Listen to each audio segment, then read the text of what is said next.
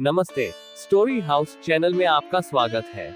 हमारी आज की कहानी का नाम है शिव जी और विष्णु जी की दोस्ती। बहुत समय पहले की बात है, जब ब्रह्मा ने बनाया विश्व और उसमें अनेक देवताओं को सृष्टि का कार्य संभालने के लिए नियुक्त किया। इन देवताओं में सबसे शक्तिशाली और परम पुरुषार्थी दो देवताएं थी, शिव और विष्णु। एक दिन कैलाश पर्वत पर शिव ध्यान में लिपटे हुए थे और विष्णु बादलों पर सोए हुए थे। दोनों की आत्मा में एक अद्वितीयता थी, परंतु उनमें एक साकार रूप में भी अंतर होता था। शिव ध्यान और तपस्या में रत थे, जबकि विष्णु समृद्धि और पालन पोषण का कार्य कर रहे थे। एक दिन ब्रह्मा ने एक अद्वितीय सामर्थ्य प्रदान करने का आलोचना किया और शिव विष्णु ने इसे अपने बीच टेंशन का कारण बना दिया। दोनों ने आपस में मुकाबला करने का निर्णय किया।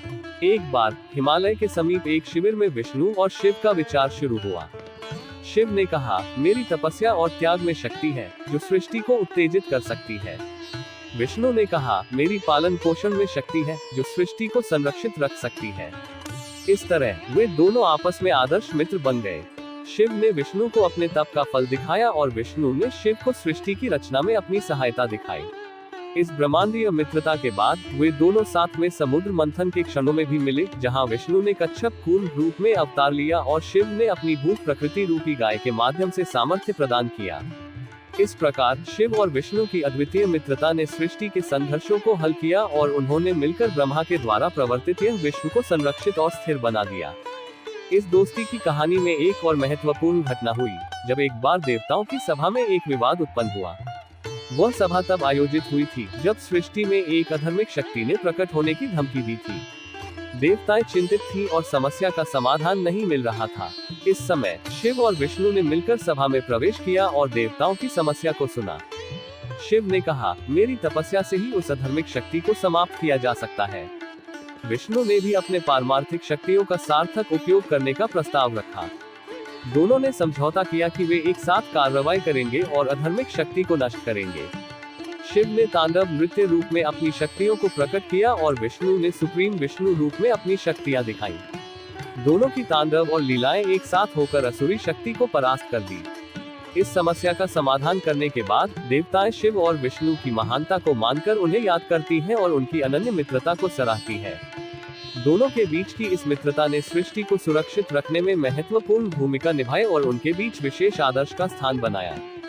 इस प्रकार शिव और विष्णु की अद्वितीय और पवित्र मित्रता ने सृष्टि को धार्मिकता, शक्ति और संरक्षण की दिशा में मार्गदर्शन किया और उनकी कहानी सदैव प्रेरणा स्रोत रहेगी।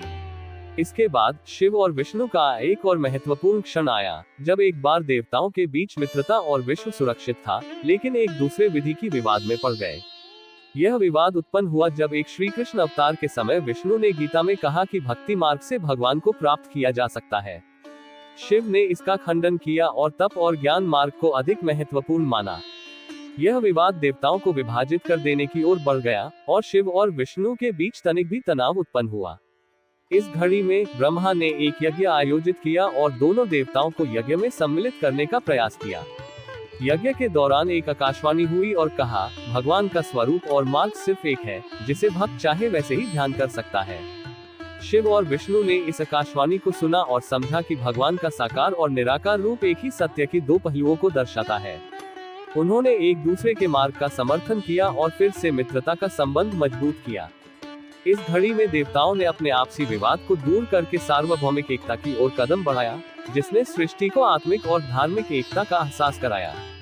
इस रूप में शिव और विष्णु की अद्वितीय मित्रता ने सृष्टि को न केवल सुरक्षित रखा, बल्कि उसे अद्वितीयता और धरोहर से भरा हुआ बना दिया।